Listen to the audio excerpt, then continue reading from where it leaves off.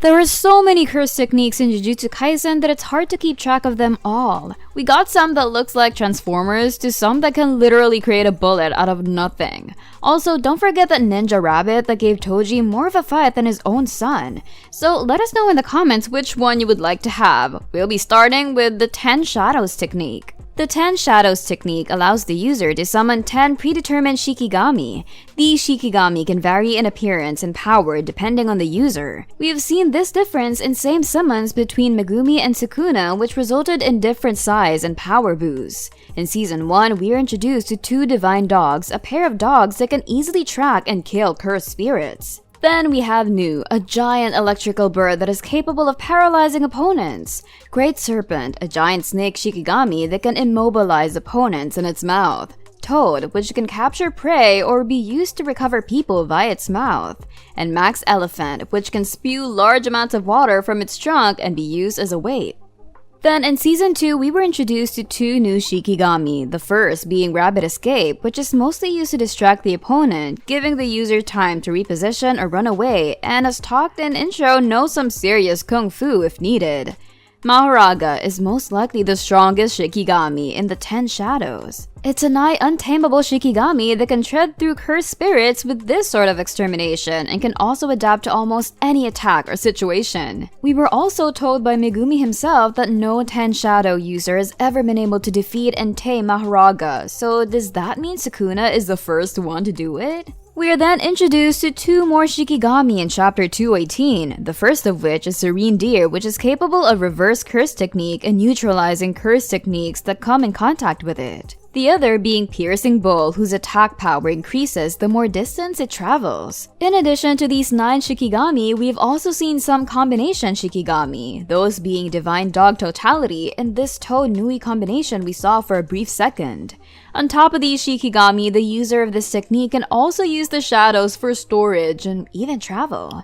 They also seem to act as a liquid in Megumi's domain. So if the user is not strong on their own, well, they can always act as Maki's carryback for weapons. Just kidding. Let's talk about a cursed spirit now. Jogo. Jogo has an innate technique that allows him to create flames and heat-based attacks out of cursed energy. This gives him complete control over these flames when in combat. He can also create these little bombs which explode with lava and these ember insects which approach a foe and then explode. He actually made Sukuna say he is strong, so that's always a good thing. The next person we are going to talk about is Mahito. His main ability is Idol Transfiguration, which allows him to reshape the soul. He can use this to easily kill humans, heal himself, and transform his body into an unlimited number of objects or weapons. He can even use Idol Transfiguration to create a clone of himself.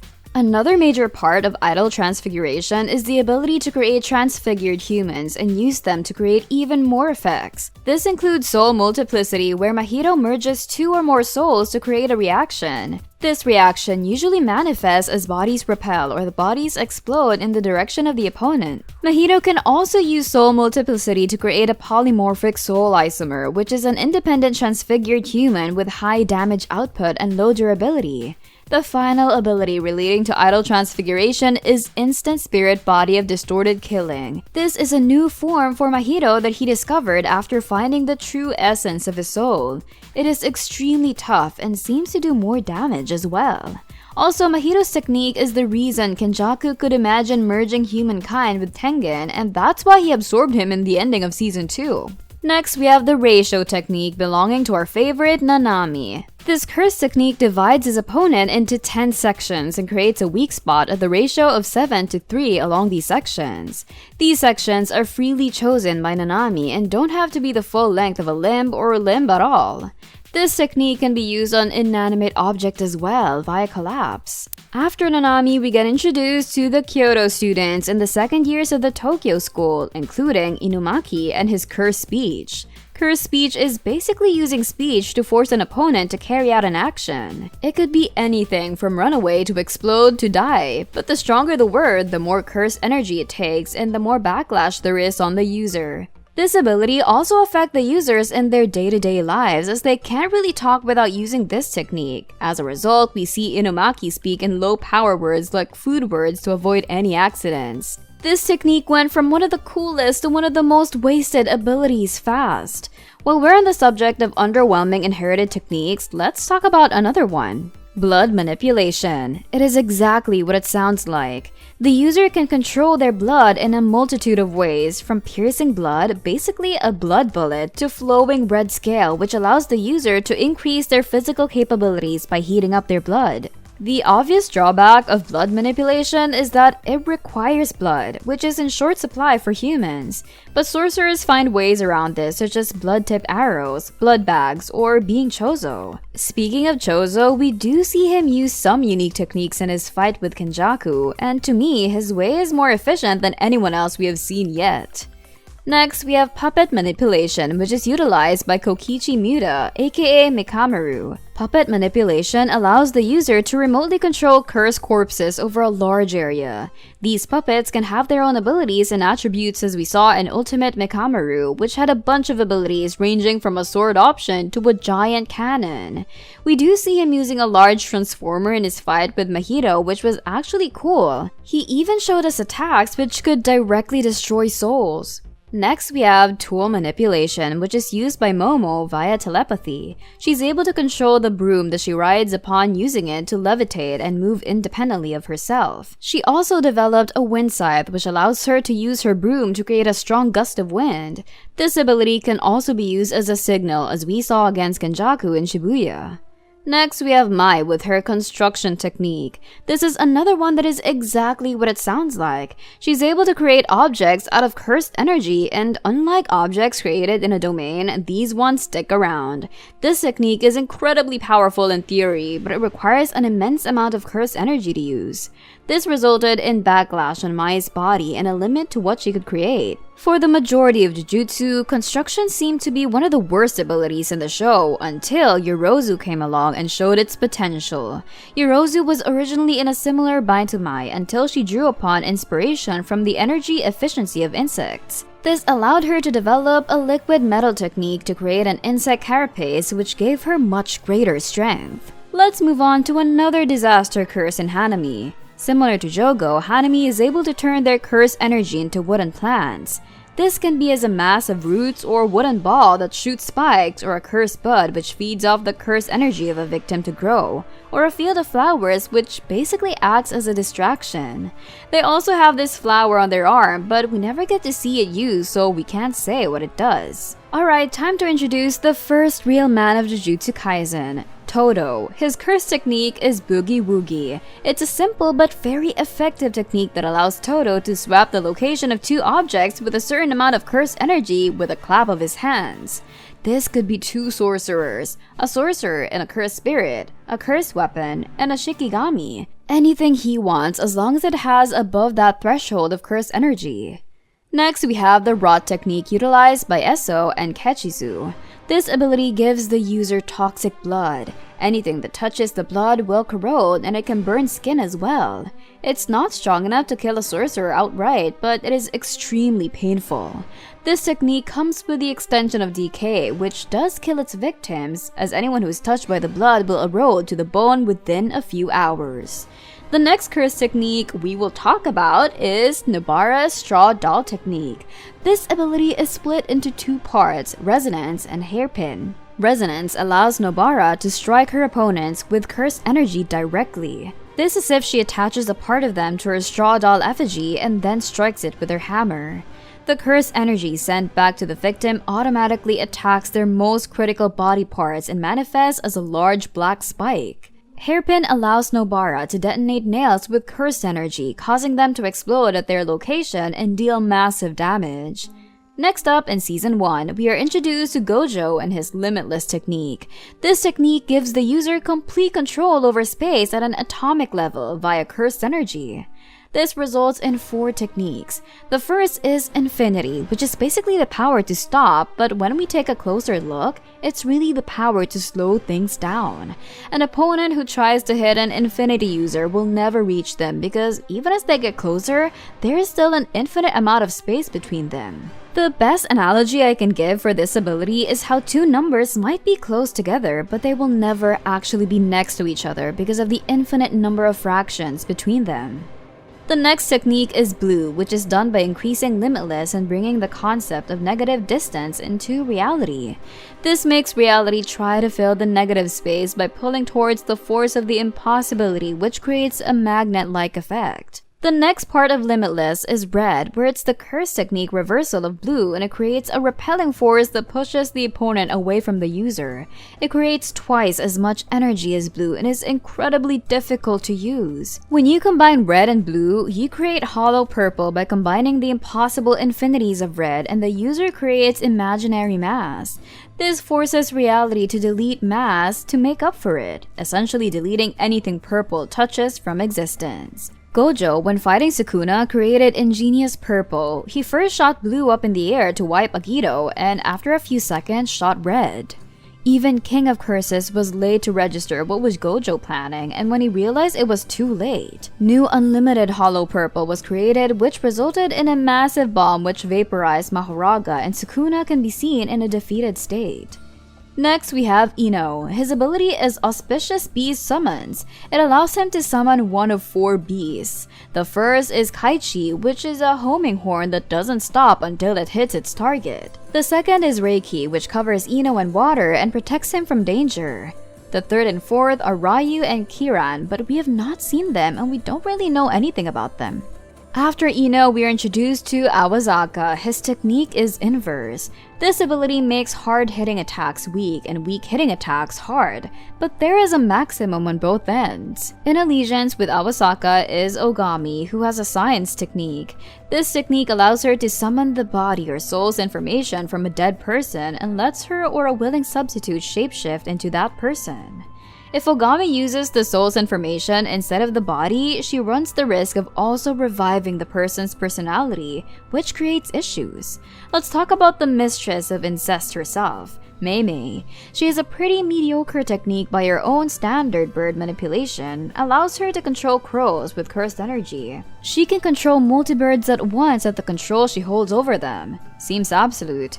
This ability is great for surveillance and it has decent combat potential as well thanks to Bird Strike, which allows Mei Mei to force a bird to kill itself by colliding with her target. This ability is probably strong as it has only ever been survived by Gojo, but we don't have much evidence for her other targets, which means it could be weaker than it appears if she's only used it on weak spirits in Gojo. Next, we have Dagon. Dagon uses water manipulation as his curse technique. Like the other disaster curses, Dagon can turn his curse energy into water. This allows him to create huge waves in an enormous volume of water. He's also able to summon Shikigami, but as far as we can tell, that might only be tied to his domain. Following Dagon, we have Nanako. Her technique is pretty simple. She can use her front to photograph a subject and then manipulate said subject. She can use it on herself to teleport as well, but only one time. The next curse technique we're introduced to is Haruta's Miracle. This technique stores everyday miracle and erases them from Haruta's memories. They were then released when Haruta's life is in danger, allowing him to live attacks that would be otherwise fatal. We have the only first year at Kyoto High School, Arata. His technique is like reverse curse technique, but worse. He can patch sorcerers up by making bleeding stop and dull pain, but it doesn't actually heal the injury. These effects are also only applied to injuries that are incurred before he uses his ability. It's time for a couple of the big baddies. Next, we have Sukuna. At this point in time, we do not know what Sukuna's innate technique is, but we do know it has 2 sub-techniques, those being Dismantle and Cleave. Dismantle is Sukuna's run-of-the-mill slashing attack. It can cut up opponents from a distance and is especially effective against cursed spirits. Cleave, on the other hand, adjusts to the toughest of his opponents so he can kill them in just one hit. Sukuna can utilize the Cleave technique in the shape of Spider's Web. As a variation of Cleave, Spiderweb adjusts itself on the surroundings' toughness and objects and people around it, leading it to be utterly destroyed in one fell swoop. He also has an unnamed fire attack that was showcased in Shibuya, but we don't really know anything else about them. But quite easily the strongest technique that Sukuna possesses at the moment is the world-splitting slash, the ability that he used to defeat Gojo. This ability is so strong that it targets the fabric of space and the entire world itself. Essentially, anything that exists in the world is a target for this technique, and that is what makes it truly dangerous. So far, this technique has been used twice. It ended the life of our beloved Gojo when the two collided, and later on it was used against Kashimo, who surprisingly easily dodged it, which is rather bizarre, given that Gojo had access to 6 eyes, yet could not see this coming. Nevertheless, this is a very powerful technique and likely the strongest in Sukuna's arsenal. It's time we talk about another special grade, so let's dive into Geto and his cursed spirit manipulation. This ability is fairly self-explanatory. Upon beating a cursed spirit, Geto has the option to absorb the cursed spirit instead of exercising it outright. This spirit is then added to his arsenal and can be used later for combat. If a curse is more than 2 levels below Geto, he can absorb it without even having to defeat it. Geto also has a maximum technique in Uzumaki, which allows him to use all his cursed spirits at once in a massive attack.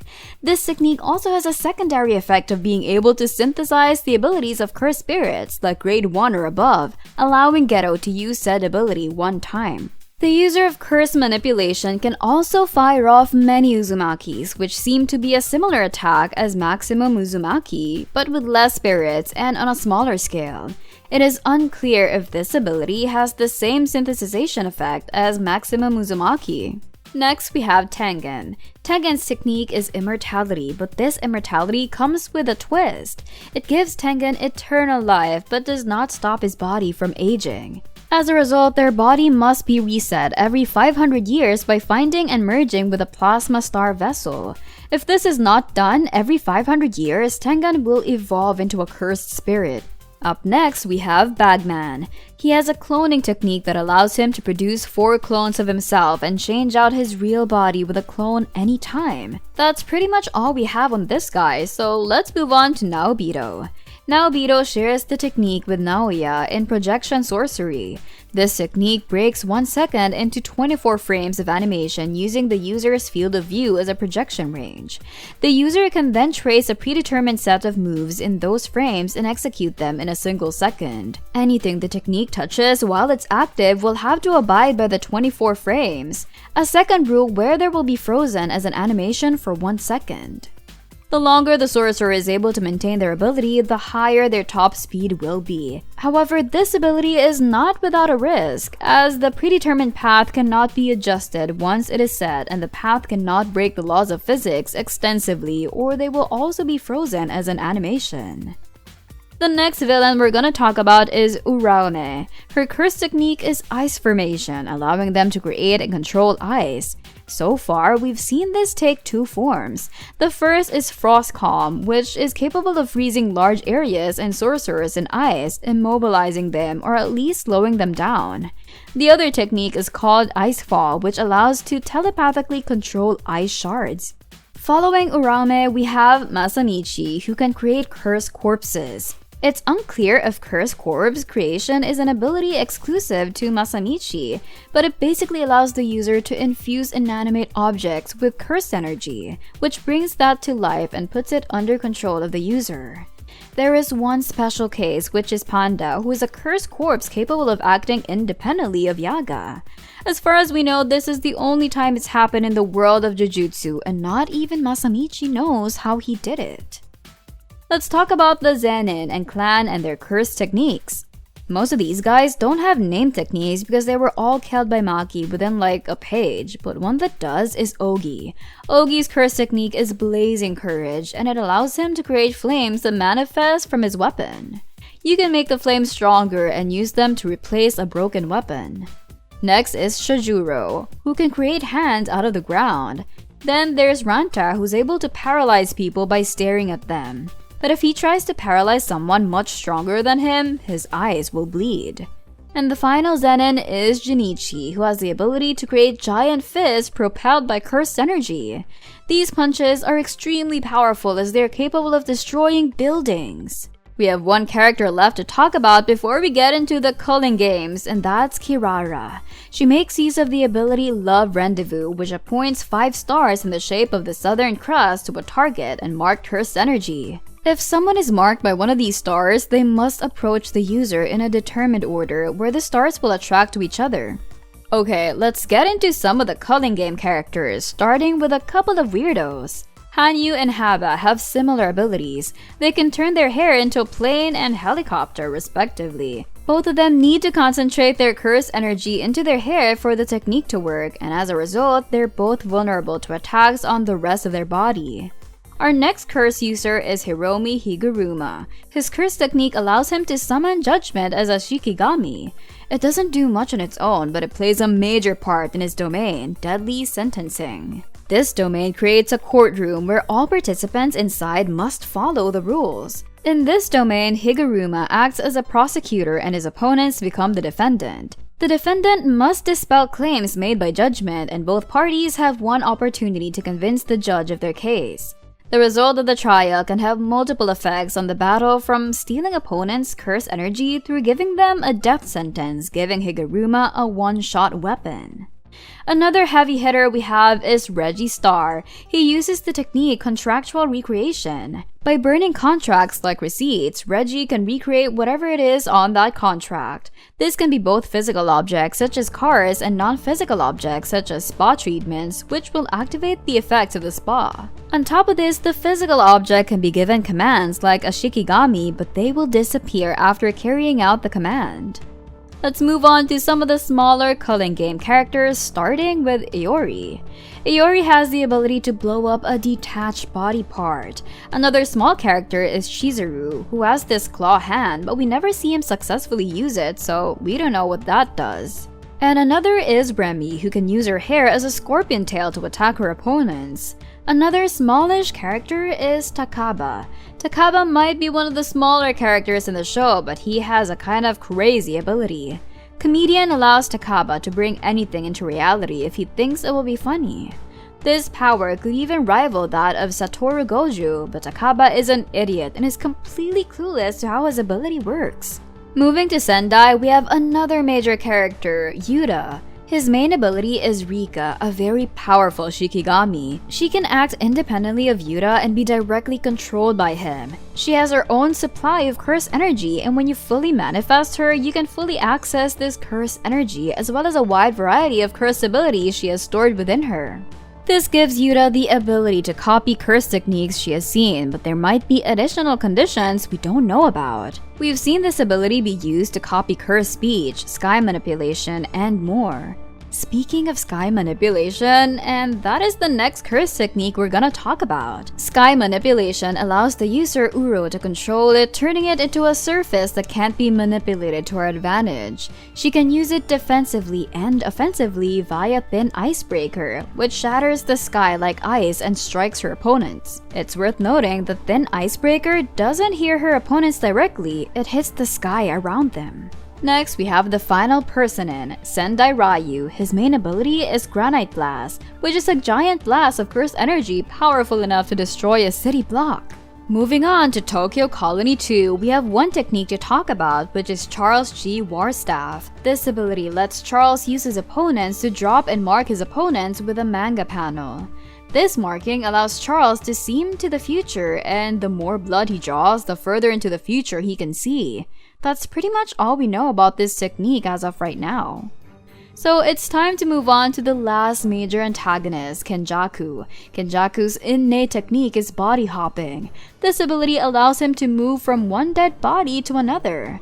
Once inside, he gains the host's cursed energy, curse technique, memories, and some of the old host's personality. He retains his old host's curse techniques as well, but we don't know by how many curse techniques he can hold at once, as after a certain point the techniques will overwhelm his brain. In his current body, he has access to curse spirit manipulation and anti-gravity system, which is actually the curse technique we're gonna talk about next. Anti-gravity system is a curse technique that belonged to Yuji's mom, Kaori. This ability allows the user to negate the effects of gravity and gravity-based abilities. It also has a curse technique reversal, which allows the user to increase gravity in a radius around them. We're down to our last two curse techniques, and the next one is our final special grade. It's Yuki Tsukumo's Star Rage. Star Rage lets Yuki give herself Virtual Mass, allowing her to hit extremely hard, one-shotting special grade cursed spirits and almost completely severing limbs as well. She can amplify her mass to the point of creating a black hole, but it's more of a last-ditch effort than anything else, as she will also be consumed in the process. Probably, she can also apply the mass she creates to her Shikigami Garuda, which can be used in a multitude of ways, giving this technique even more flexibility. This technique also seems to come with some sort of technique nullification bonus. It's hard to say exactly what this does, if only we get to see more of her so this could be clarified. The last technique we're introduced to is Angel's Technique Nullification Technique. Angel has the ability to nullify any curses and curse techniques, including barriers and seals such as the Prison Realm. This ability might even be able to revert a reincarnated sorcerer or back to their original state, but it would probably kill the vessel in the process. We can see this technique manifest at Jacob's Ladder, which was a huge pillar of light that was able to do heavy damage to Sukuna. Unfortunately, we don't know what else she's really capable of because, well, you know, that's it. That's all for today. Hope you liked this video. Signing out, Aniverse.